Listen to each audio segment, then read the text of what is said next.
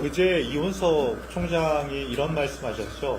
요 부당투기 관련해서 있는 자료 다 줬다, 숨기고 말 것도 없다라는 사실은 동문서답의 답변인데요. 지금은 이 자료가 있던 자료가 무단 폐기된 의혹에 대해서 합리적으로 설명을 좀 해야 될 것 같아요. 지금부터는 이제 특활비에 대한 집행 실태와 문제점을 중심적으로 할 텐데요.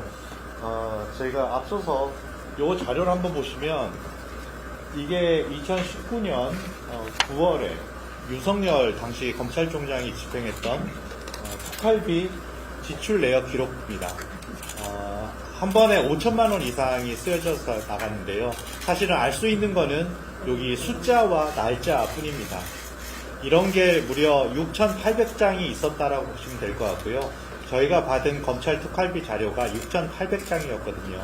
이렇게 숫자와 날짜뿐인 내용에서 전체 특활비의 액수가 얼마였고 그 가운데에서 어떤 명목으로 검찰이 집행했으며 이 가운데에는 검찰총장의 이른바 통치자금으로 불리는 자금들, 수상한 자금들의 내역들은 어땠는지 그리고 또 누가 받았는지 이런 부분들 어떤 검찰 특활비의 실체와 규모, 집행 방식, 특징에 대해서 저희가 조사한, 네 단체가 조사한 내용을 하승수 변호사님께서 말씀해 주셨습니다.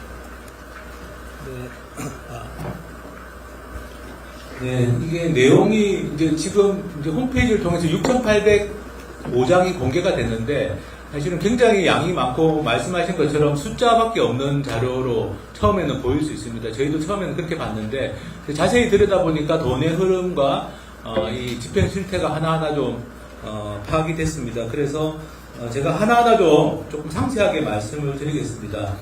일단은 이제 저희가 확인한 바로는 특수활동비는 검찰 특수활동비죠. 검찰 특수활동비는 100% 현금으로 사용됐다.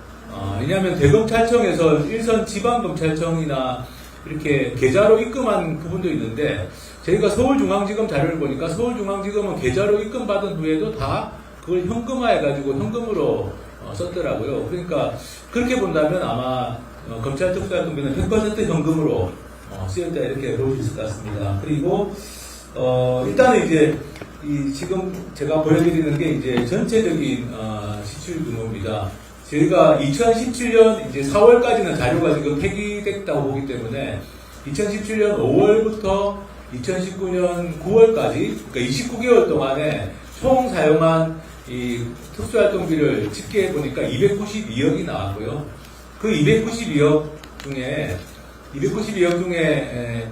그 156억, 그러니까 53.4%는 이제 좀 정기적으로 나가는, 주기적으로 나가는 형태였고, 나머지 이제 46% 정도가 이제 이게 수시로 사용되는, 그래서 크게 보면은 정기적으로 사용되는 정기 지급분과 수시 사용되는 부분으로 나눌 수 있습니다. 그래서 먼저 정기 지급분에 대해서 말씀드리면 정기 지급분도 그 안에서 두 가지로 나눠지는데요. 일선 고검, 지검, 지청으로 배분되는 금액이 한 80억 5천만 원 정도 됐습니다.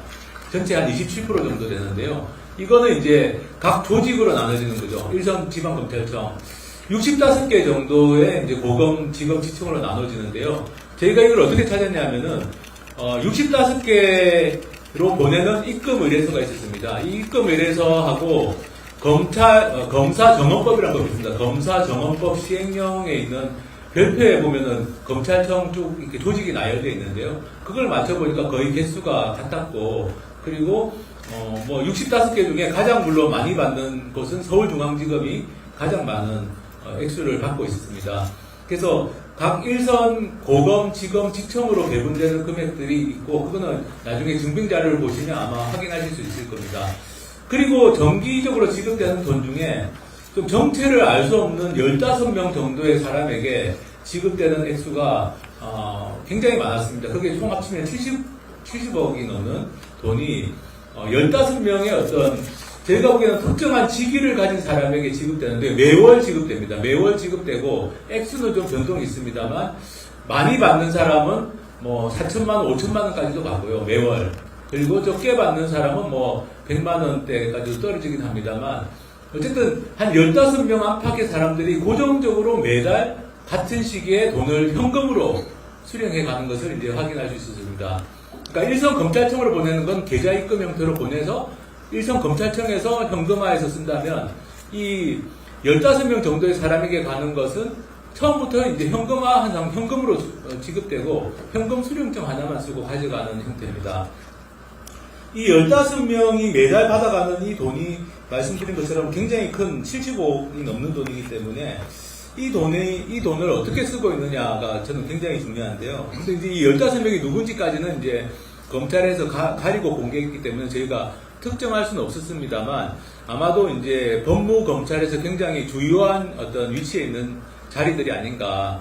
뭐 이게 개인이라기보다는 특정한 직위에 있는 사람으로 추정이 되고 이 사람들이 매월 현금으로 이제 받아가는 형태로 보입니다. 그리고 이제 저희가 이영렬 전 지검장 판결문에서 역시 이제 서울중앙지검에서 이 돈을 받아가는 행태가 나오는데 거기 보면 이제 계좌로 입금받는 돈도 있고 현금으로 수령한 돈이 있다라고 나와 있습니다.